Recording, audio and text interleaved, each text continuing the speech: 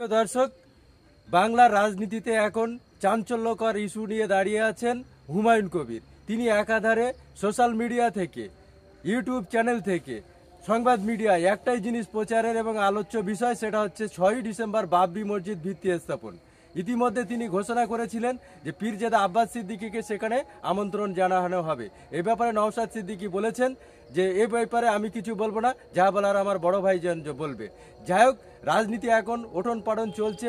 বাবরি মসজিদ ইস্যু নিয়ে আমরা কথা বলবো উত্তর 24 পরগনা জেলা সম্পাদক কুতুবউদ্দিন ফতেহি এবং সেই সঙ্গে রাজ্য নেতা এবং উত্তর 24 পরগনার বাদুড়িয়া অবজারভার কুতুবউদ্দিন ফতেহির সঙ্গে কি বলছেন শোনাবো আপনাদের। নিউজ পেপার থেকে টিভি চ্যানেল, সমস্ত টিভি চ্যানেলে এখন একটাই আলোচনার বিষয়, সেটা হচ্ছে হুমায়ুন কবির। হুমায়ুন কবির ঘোষণা করেছেন 6ই ডিসেম্বর বাবরি মসজিদের ভিত্তি স্থাপন হবে। কি বলবেন? দেখুন, মসজিদ স্থাপনা করা এটা তো ভালো জিনিস, তাতে তো কোনো সমস্যা নেই। কিন্তু এটা নিয়ে যেভাবে মিডিয়া এবং যেভাবে মানুষজন হৈ হৈ করছে, এটা আরও আমার মনে হচ্ছে এটা প্রচারের আলোয় আরও বেশি আনছে। যাক, বিষয়টা হচ্ছে যারা রাজনীতি করেন তাদের জন্য মসজিদ করা, মাদ্রাসা করা, তাদের জন্য ধর্মীয় পীঠস্থান বানানো, এটা আমরা মনে করি ঠিক নয়। রাজনীতি করছেন, রাজ্যের শিক্ষা ব্যবস্থা কেমন থাকবে, স্বাস্থ্য ব্যবস্থা কেমন থাকবে, রাজ্যের মানুষ কিভাবে ভালো থাকবে, প্রশাসনিক ব্যবস্থা কেমন থাকবে, রাজ্যের স্বার্থে, দেশের স্বার্থে রাজনীতি করাটা দরকার। কিন্তু আজকাল দেখছি ওনারই গুরু তিনি মন্দির বানাচ্ছেন, উনি আবার মসজিদ বানাচ্ছেন। অতএব এটা মমতা ব্যানার্জি একটা কালচার তৈরি করছে, কাউকে মসজিদ বানানোর হুকুমত দিচ্ছে, কাউকে মন্দির বানানোর হুকুমত দিচ্ছে। কেন, আমি প্রথমেই বলেছিলাম ইতিপূর্বে যে এই রাজ্যের সবথেকে রাজনীতি করার কোনো মানুষ যেটা ধর্ম নিয়ে রাজনীতি করে তার নাম হচ্ছে নাম্বার 1-এ মমতা ব্যানার্জি।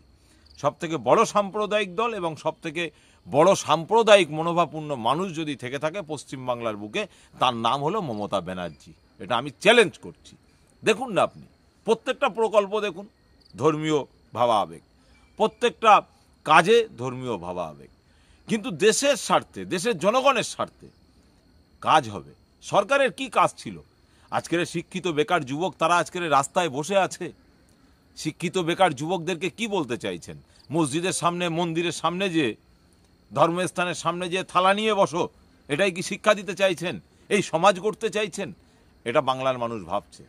আজকে শিক্ষা ব্যবস্থার অবস্থাটা কি? স্বাস্থ্যের হালটা কোথায়? বারাসাতের মতো হসপিটাল তাকিয়ে দেখুন, দুর্নীতিতে ভরপুর। বিভিন্ন সুপার মেডিকেল হসপিটালগুলোতে দেখুন, দুর্নীতিতে ভরপুর। অভয়ার কাণ্ড আরজি করে দেখুন, দুর্নীতিতে ভরপুর। এদিকে দেখার মতো তাদের সময় নেই। মানুষকে ধর্ম খাইয়ে দাও, ধর্ম নিয়ে তারা পড়ে থাকুক, মসজিদ মাদ্রাসা আপনার এ নিয়ে পড়ে থাকুক, কিন্তু ওই মসজিদটা কিভাবে সুস্থভাবে পরিচালনা হবে সেটা দেখার দায়িত্ব ছিল গভর্নমেন্টের। মন্দিরগুলো কিভাবে মানুষ সুষ্ঠুভাবে তারা তাদের ধর্মীয় কৃষ্টি কালচার মানবে সেটা দেখা দরকার ছিল তাদের। কিন্তু তারা সেটা করছে না। মানুষের মধ্যে বিভেদ তৈরি করো, মানুষের মধ্যে যে আমরা দুর্নীতি করছি, আমরা শিক্ষা ব্যবস্থা শেষ করেছি, স্বাস্থ্য ব্যবস্থা শেষ করেছি, রাজ্যটাকে রসাতলে দিয়েছি, অতএব এটা এইগুলো যাতে মানুষের মাথায় না আসে। কর্মসংস্থানের ব্যবস্থা করতে পারছি না, এটা যাতে মানুষের মাথায় না আসে, মানুষ এগুলো যেন ভাববার সময় না পায়। সেজন্য এক শ্রেণীর মিডিয়ার বন্ধু এবং এক শ্রেণীর রাজনীতিবিদ তারা এই ধরনের কার্যকলাপগুলো করে যাচ্ছে। মানুষ সর্বসময় বিভিন্ন ধর্মীয়, কিছুদিন চললো দেখলেন না দীঘায় জগন্নাথ মন্দির হয়ে গেল, মিটে গেল বেশ কিছুদিন। আবার চললো কি জগন্নাথ মন্দিরের প্রসাদ বিতরণ, কিছুদিন চললো, সেটা হয়ে গেল। এখন আবার মন্দির চলছে, এই মসজিদ চলছে। কখনো মসজিদ, কখনো মন্দির, কখনো গুরুদ্বারা, কখনো গির্জা, এক এক সময় এক একটা বিষয় নিয়ে এরা রাজনীতি করতে চাইছে। দেখুন, এরা হচ্ছে বিজেপি, আরএসএস, বজরং দল, এই দলের লিডার, নেতৃত্ব এরা। অতএব এই আরএসএসের আঙুল হিলানিতে এই সমস্ত রাজনৈতিক দলগুলো চলে। এদের দেশ নিয়ে কোনো চিন্তা ভাবনা নেই। এরা খালি জানে নিজেদের স্বার্থ সিদ্ধি কিভাবে হবে, নিজেদের পেট পুজো কিভাবে হবে, নিজেদের আত্মীয় স্বজন স্বজন পোষণ কিভাবে হবে, এটা এরাই জানে শুধু। কেন, এদের যে রাজনীতি, এরা বাংলার মানুষের কাছে যে রাজনীতি দিতে চাইছে, এক কথায় দাসত্ব রাজনীতি দিতে চাইছে। আমার মসজিদ চলে গেল, আমার মাদ্রাসা চলে গেল, আমার কবরস্থান চলে গেল, আমার খানকা চলে গেল, তখন এরা রাস্তায় নেমে আন্দোলন করতে এদের সাহস হয়নি। কিন্তু এরা নূতন করে বলছে খানকা বানিয়ে দেব, মসজিদ বানিয়ে দেব। আরে আমি তো মনে করি গাধার বাচ্চা গাধা এরা। তাই যদি না হতো, যেটা আছে সেটাকে সুন্দর করে মানুষ যাতে ব্যবহার করতে পারে সেটার পরিকল্পনা তৈরি করা, মানুষ যাতে সুষ্ঠুভাবে ধর্মীয় কৃষ্টি কালচারগুলো, ধর্মীয় কার্যকলাপগুলো সঠিকভাবে পালন করতে পারে সেটা দেখার দায়িত্ব ছিল গভর্নমেন্টের। কিন্তু গভর্নমেন্ট সেটা না দেখে, এমএলএ এমপিগুলো সেটা না দেখে তারা মসজিদ বানাতে যাচ্ছে, তারা মন্দির বানাতে যাচ্ছে। এর দ্বারা কি বোঝায়? মানুষকে ভাবছে এরা যে মানুষ বোকা ধানের চাল খায়, মানুষ বোকা ধানের চাল খায়, এটা এরা ভাবছে।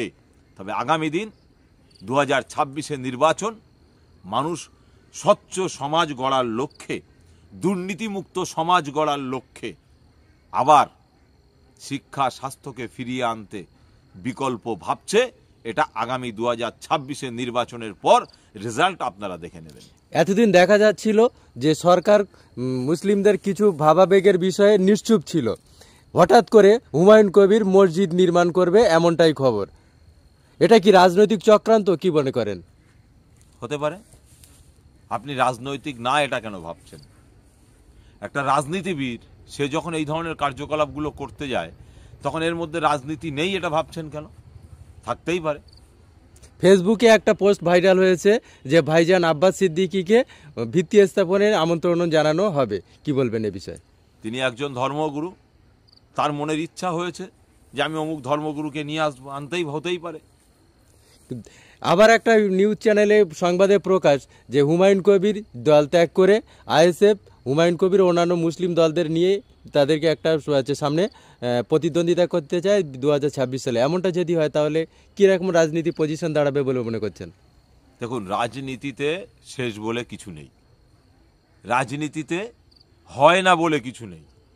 রাজনীতি এর মধ্যে বহু রকমের চাল চলন কথাবার্তা আছে, কিন্তু নওশাদ সিদ্দিকী যে রাজনীতি দিতে চাইছে, যে সমাজ করতে চাইছে, সেই সমাজ আর এই রাজনৈতিক কারবারিদের সমাজ সম্পূর্ণ আলাদা, এটা মাথায় রাখবে।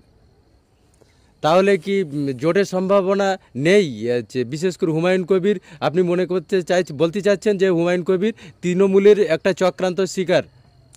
দেখুন, পীরজাদা নওশাদ সিদ্দিকী তৃণমূল এবং বিজেপি বিরুদ্ধে লড়াই সংগ্রাম করার জন্য তিনি সারা রাজ্যের ছোট বড় মেজো যত রাজনৈতিক দল আছে, যত মিশনগুলো আছে, যত অর্গানাইজেশন আছে, যত সংগঠন আছে, প্রত্যেককে তিনি আহ্বান করেছেন।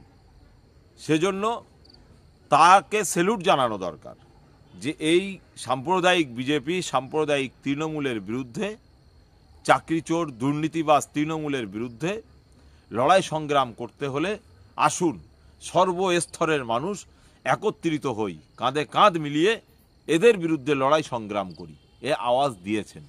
সেই আওয়াজে যে বা যারা আসবে তাদেরকে নওশাদ সিদ্দিকী ভাইজান সাধুবাদ জানাবেন, ইন্ডিয়ান সেকুলার ফ্রন্ট সাধুবাদ জানাবেন, আমরাও সাধুবাদ জানাবো।